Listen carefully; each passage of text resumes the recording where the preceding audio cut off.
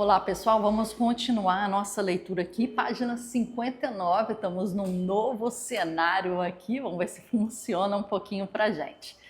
A gente parou de falar da outra vez que teve uma frase muito legal da vez passada que é: ela está tendo que aprender a gostar de trabalhar para os outros em uma arte que antes adorava para si mesma.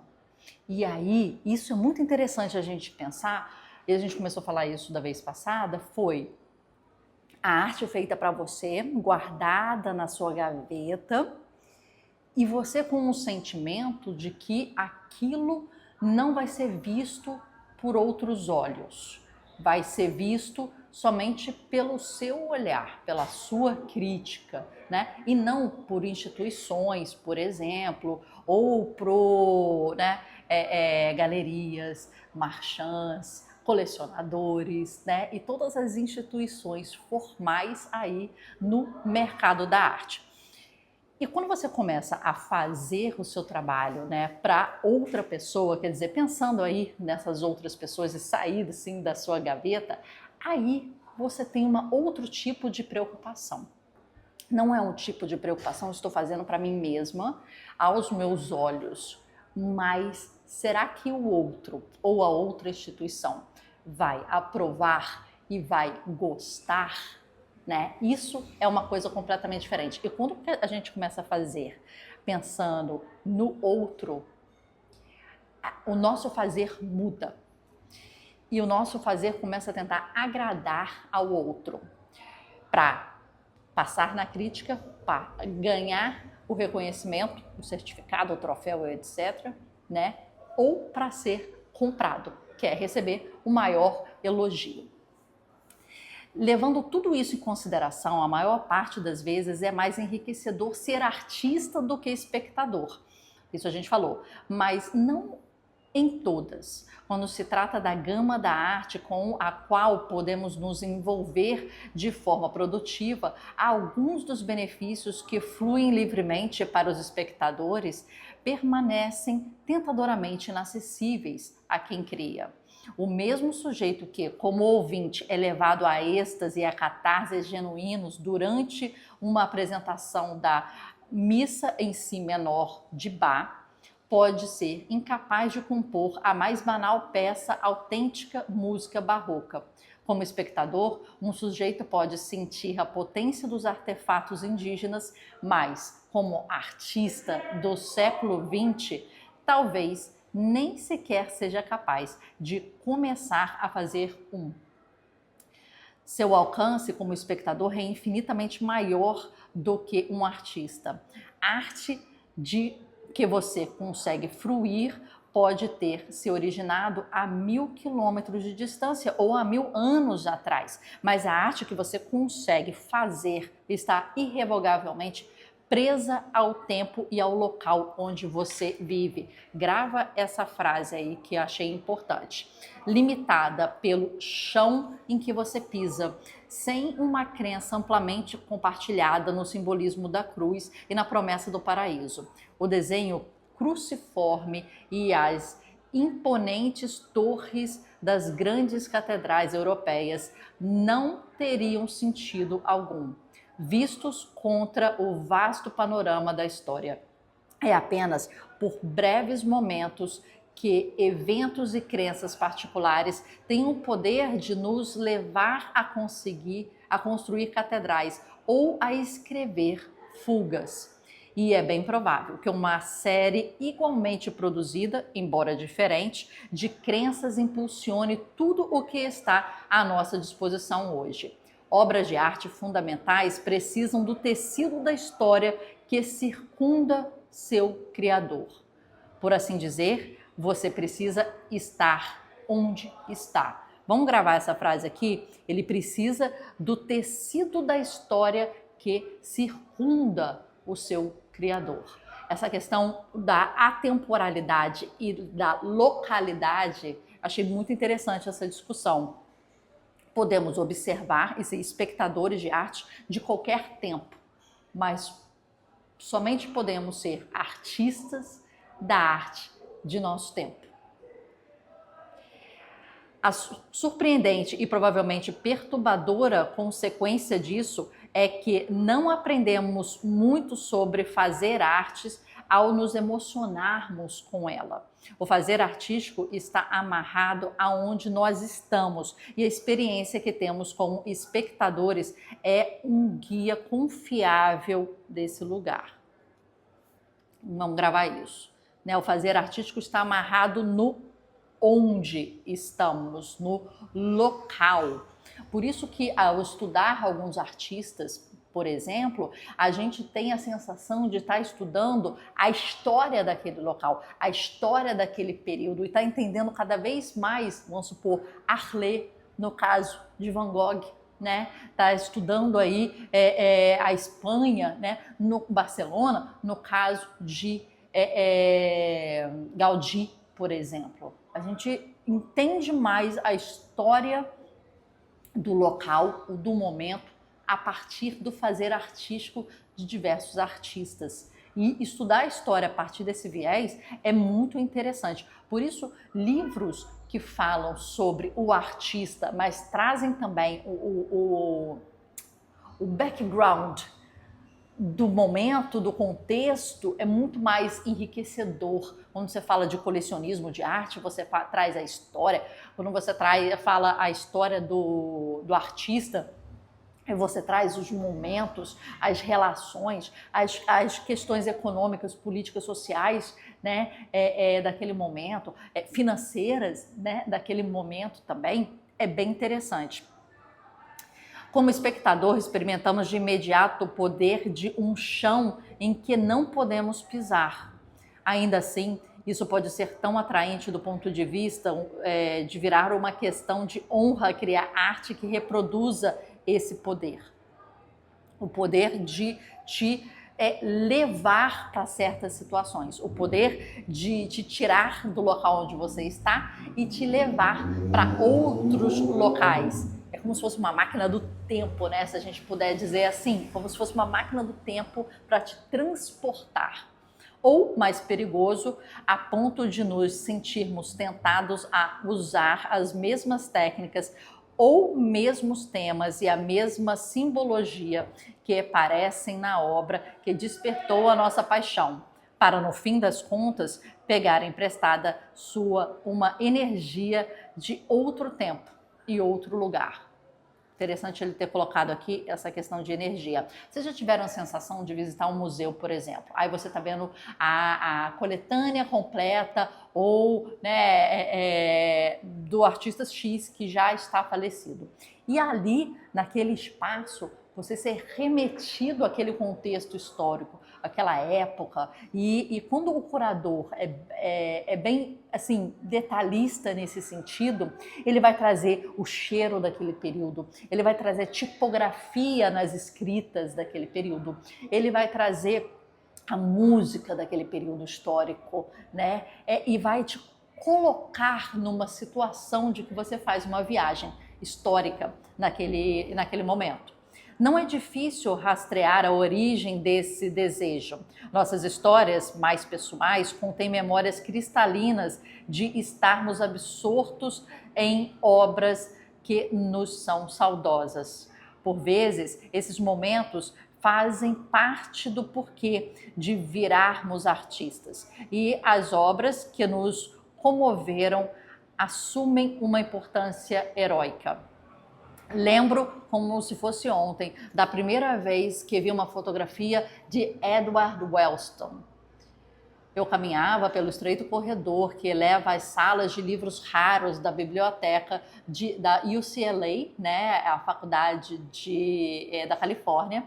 Olhei para cima e vi aquela fotografia. Eu parei de andar, estava confuso, era diferente de tudo que eu havia visto. Era muito mais alguma coisa do que outras fotografias, sobretudo as minhas. Era de outra espécie. Naquele instante, uma distinção não solicitada se formou no meu âmago. Agora, haviam dois tipos de fotografia no mundo. Aqui estava na parede diante de mim e todo o resto. Aquela fotografia era uma experiência minha, mas nem ela, nem nada parecido era criação minha. Levei quase uma década para dissipar a incômoda sensação de que meu trabalho deveria fazer o que aquele tinha feito. E mais alguns anos se passaram até que eu questionasse onde o poder de tal arte residia: no criador, na obra ou no espectador? Bom questionamento. E você vê ali que ele foi tocado de certa forma em que ele fez aquela obra e todo o resto. Quer dizer, ele colocou as outras obras num bolo de resto e tudo mais. Tá ali. E essa obra está no destaque. Então ele pegou essa obra e jogou num pedestal, né, artístico. E ele começou a se questionar e falar: eu quero fazer isso também. Como artista, como fotógrafo, eu quero ser capaz de fazer isso e dar esse sentimento a outra pessoa, né? E aí ele se perguntou: esse poder de fazer isso, né? A potência, a gente lembra da potência que a gente conversou antes, ela está no criador, ela está na obra ou ela está no espectador? E aí eu te faço essa pergunta e peço que a gente pense nisso, né, ao longo aqui da nossa leitura. Se em qualquer período específico apenas um ponto de trabalho ressoa com a vida, então esse é o trabalho que você precisa fazer. Se tentar fazer algum outro, você perderá o momento. Realmente, nosso trabalho está ligado ao tempo e ao lugar de forma tão dissociável que não conseguimos retomar nem o nosso próprio senso estético em tempos passados. Tente, se conseguir, recuperar o seu próprio espaço estético de alguns anos ou até mesmo atrás. Não tem como. Você só pode seguir adiante, mesmo que isso traga uma percepção agridoce de já ter realizado o seu melhor trabalho. Essa autoconsciência acentuada raramente era uma questão em outros tempos, quando parecia evidente de que o artista e todo o mundo, aliás, tinha raízes profundamente fincadas na própria cultura, significados, distinções incorporadas às obras de arte eram parte da vida cotidiana. E a distância entre as questões artísticas e as demais questões era pequena. Toda a população contava como público onde o trabalho dos artistas abrangia tudo, de ícones da igreja até utensílios de casa. No anfiteatro grego, há mais de 2.200 anos, as peças de Eurípides eram apresentadas como teatro contemporâneo diante de um público de 14.000 pessoas. Hoje, não mais. As questões artísticas atuais, em sua maioria, preocupam apenas os artistas, apartados e ignorados pela comunidade mais ampla. Os artistas de hoje, com frequência, evitam se envolver com o tempo e o lugar em que vivem e escolhem, em vez disso, o desafio predominantemente intelectual de se envolver com os tempos e lugares da arte. Mas isso é uma construção artificial que começa e termina na porta da galeria. Além dos leitores da Art Forum, uma grande revista, né, se não me engano, americana, poucas pessoas perdem o sono tentando incorporar o desconstrutivismo biomórfico do gênero neutro de sua vida pessoal. Como Adam Gopnik ressaltou na revista The New Yorker, a arte moderna é, acima de tudo, arte pós-audiência. Vamos pensar. Em tal contexto, artistas se esforçam para encontrar material com alguma importância humana, sobre a pressão da iminente relevância. Eles podem começar a preencher suas telas e monitores com partículas carregadas e apropriadas de outros tempos e lugares. É como se a arte, por si só, conferisse universalidade ao seu tema, como se a arte, todos os objetos, retivessem o próprio poder de forma automática, como se você pudesse incorporar o poder de um artefato indígena ao seu trabalho. Ao completar de forma convincente os movimentos finais da Sinfonia Inacabada de Schubert. Hoje, na verdade, podemos encontrar artistas brancos nas capitais, pessoas que não saberiam diferenciar um coiote de um pastor alemão, a 30 metros de distância, incorporando casualmente a figura poderosa e cheia de truques do coiote trapaceiro em seus trabalhos. Uma premissa comum a todos esses esforços é a possibilidade de tomar o poder emprestado através do tempo e do espaço. Mas isso não existe. Há uma diferença entre o significado que está incorporado e aquele que é referenciado. Como já disseram, ninguém deveria usar o chapéu de um pescador grego, exceto um pescador grego. Interessante aqui que ele coloca, né, o significado incorporado, quer dizer, eu trago algo de outro local e de outro tempo para o meu trabalho e trabalho com aquilo, né? E o referenciado. Mas aqui está dizendo, e a gente falou no nosso vídeo anterior sobre o Nassim Taleb e o seu livro Arriscando a Própria Pele, né, colocando a pele em risco, Skin in the Game é o nome em inglês, em que fala que você deve ir com tudo e na prática. Quer dizer, quem deve usar o chapéu de pescador grego é um pescador grego. Quem deve usar um chapéu de artista brasileira, mulher do Rio de Janeiro, é somente uma artista brasileira, mulher do Rio de Janeiro. Eu tenho algumas ressalvas quanto a isso, porque no vídeo anterior a gente falou sobre o eu lírico, falou sobre a personagem, falou sobre se colocar em outros, né, territórios, em outros palcos, em outros, né, locais assim. Então eu posso me emprestar como meio, como artista, como um meio para passar uma mensagem a outro, né?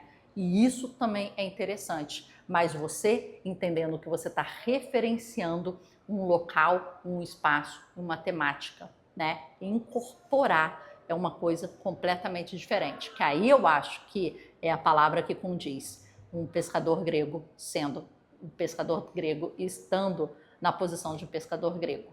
Mas a referência, eu acho que ela é muito rica e deve ser usada. A incorporação disso, aí eu acho que está em outro ambiente. Mas a gente pode pensar mais a fundo, porque esse tema é um tema que abre diversos, né, pensamentos e discussões, e vale a pena a gente pensar. Aqui a gente gravou o seguinte: a arte moderna, a arte acima de tudo, de pós-audiência. E uma coisa que me marcou como artista, e pergunto para vocês também se marcou nessa leitura, né, é o seguinte: as questões artísticas atuais, em sua maioria, preocupam apenas artistas e ignorados pela comunidade mais ampla, apartados da comunidade, ignorados pela sociedade mais ampla. Eu tenho esse sentimento, em certo ponto. Eu acho que não é geral, eu acho também que não é do âmbito de discussão geral, mas eu acho que tem questões do mundo artístico, né, que elas são discutidas e elas são permeadas somente pelo mundo artístico. É como se o artista discutisse questões somente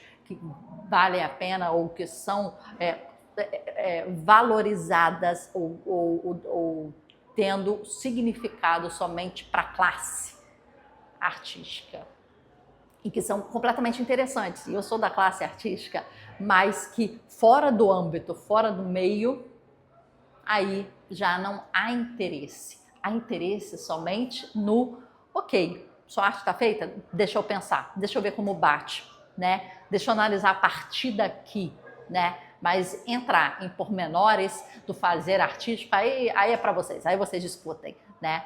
E aí os historiadores, os curadores, os artistas, aí o pessoal da classe discute. Mas deixa eu ver, da porta para fora, né? Da obra de arte para cá, como eu tô sentindo isso. E aí o arrow, né? A seta é da arte para mim. enquanto os artistas discutem, né, daqui para cá, né, do coração, da mente ao fazer artístico. E o espectador discute da obra para ele. Essas setas, elas são completamente diferentes. Esses mundos de discussões e argumentações, eles são completamente diferentes. Vamos pensar mais nisso? Te vejo amanhã na próxima, né, leitura aqui, Cânone, página 63. Até amanhã.